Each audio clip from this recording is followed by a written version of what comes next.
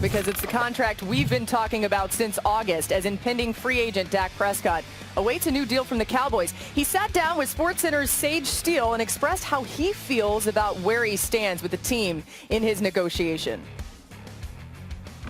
Just say I'm confident. I'm confident a new contract is coming. I'm confident in my agent and my team, and confident in the Cowboys that something will get done. Can you picture yourself playing anywhere else? When you're the quarterback of the Dallas Cowboys, there's very few positions in sports that are even comparable. So from a little boy, I've always imagined being the quarterback of the Dallas Cowboys, and I've been blessed to be that, and never imagined wearing anything else.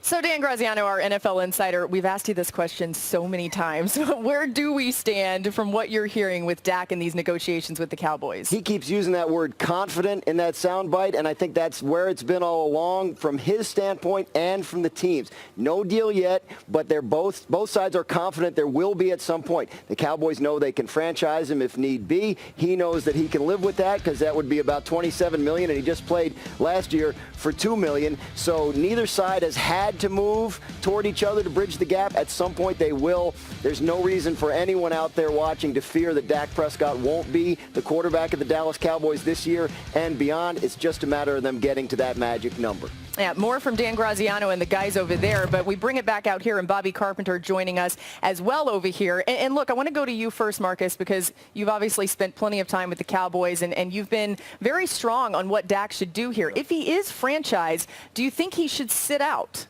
He should not sign a franchise tag. Yeah. Look, there will be this whole this overall conversation about Dak Prescott and the type of guy he is. This is the business part of football, and I think that it's very important for us to make sure that we help people understand that dudes ain't just giving out contracts because they feel good about it. You get what you earned, and Dak, for all intents and purposes, based on what he's done, his first 4 years with the Dallas Cowboys has earned a franchise-type quarterback money. Now, you can debate $35 million, $40 million, wherever you want to go with that, but he's earned to be one of the top-paid quarterbacks because he's in that narrative right now. But, look, if I'm his agent, all right, and I played 4 years of high-level football. Remember, Dak went 13-3 his rookie year.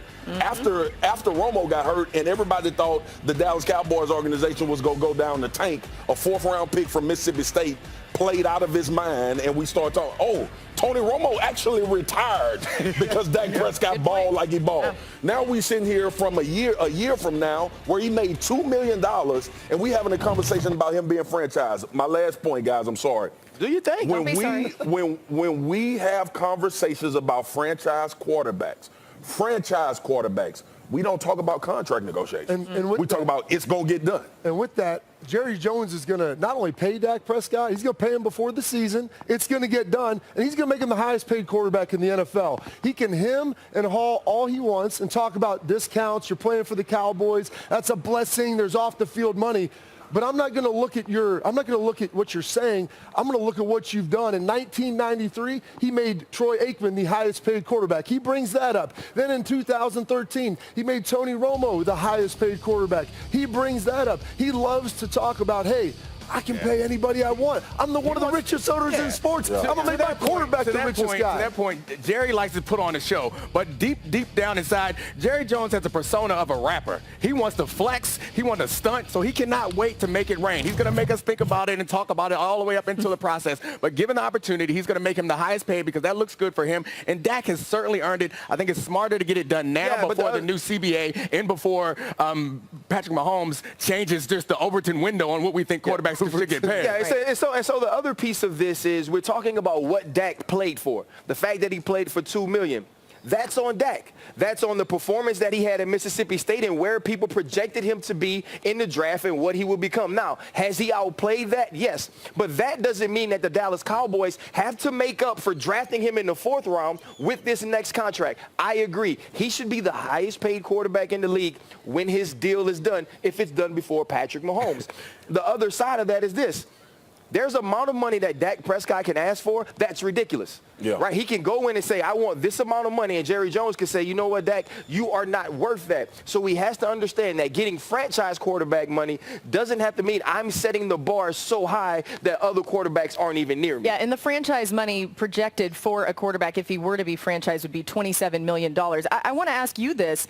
If he does get franchised, what do you think? Should he sit out? I think he should sit out. Well, listen, the precedent was set by Ezekiel Elliott. Ezekiel Elliott was in Cabo getting fat, and then he got fat. And so if you're going to do that, if you're going to show me that you can get $90 million for hanging out on the beach and I'm your franchise guy, you have to show me differently. You got to show me that you will take the field in September without to that me. point, RC, I don't nobody tell me a damn thing about this $27 million no more. Yeah. There's a difference in when you sign a piece of paper and you get $50 million. Yeah, as opposed to playing a whole season and playing for $27 million. We're talking about when Dak Prescott goes and signs whatever his contract is, him going to wherever bank he banks with or his financial advisor handing him a check for about $50 as opposed to playing for 16 It's going to be direct deposit, so you're going to see it on the computer. Yeah.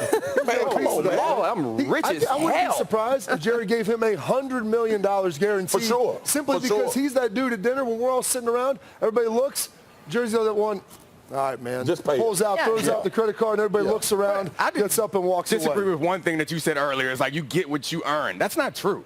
He's earned the contract. You get what you demand. And if that's the point where we're getting, he's not the type of guy who we think is going to sit out or hold out or whatever. But if he does, he gets paid immediately. Yeah. They're not imagining going through the offseason without their starting quarterback who's been big in big moments. Or you could demand and be chilling at home. Yeah, well, you could. You know Dak Prescott, you know that's really hard to imagine him doing. Either way, the Cowboys offense led the NFL this past year. Dan Graziano, you've got more over there with those guys. 8 damn games. That's how many they won. We are talking about Dak Prescott, and the Cowboys expect that they'll get it done. He expects that they'll get it done. But, Lewis, knowing that they can use the franchise tag, how important is it for them to get a deal done before that happens, before they have to do that?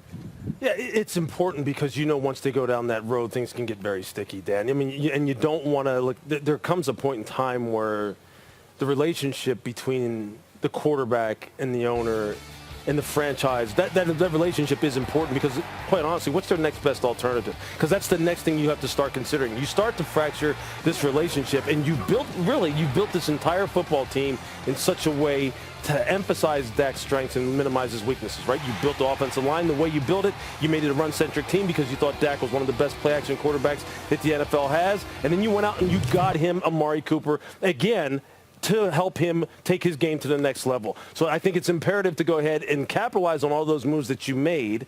Go ahead and try to find what is fair market value because, look, to strike a deal, you have to have two people to strike a deal. We don't know what right now is holding this deal back. We don't know what Dak is asking for. We don't know if Dak is asking for something that Patrick Mahomes is asking. We have no idea. We don't know what Jerry really is willing to pay him. But it is important for them to do everything they can before you start doing the franchise tag dance because usually that ends with a player leaving. And again, what is their next best alternative?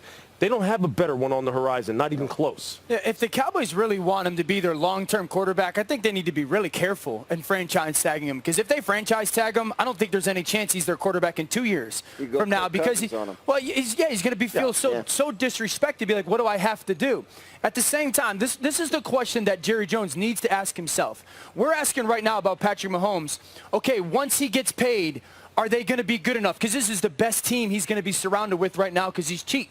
The same can be said about Dak Prescott, right? And so if Jerry Jones is going to fork over that huge contract and that huge payday, that team is going to slowly be taken away from with the talent surrounding Dak. This is a team that was 0-5 against top 10 defenses here. Dak had 8 touchdowns and 7 turnovers. So the reality is this, and I said this back in January, don't pay good players great player money. And I don't know if Dak Prescott has proven to be a great quarterback in the NFL. And I would argue with RC, he's lucky I'm not over there.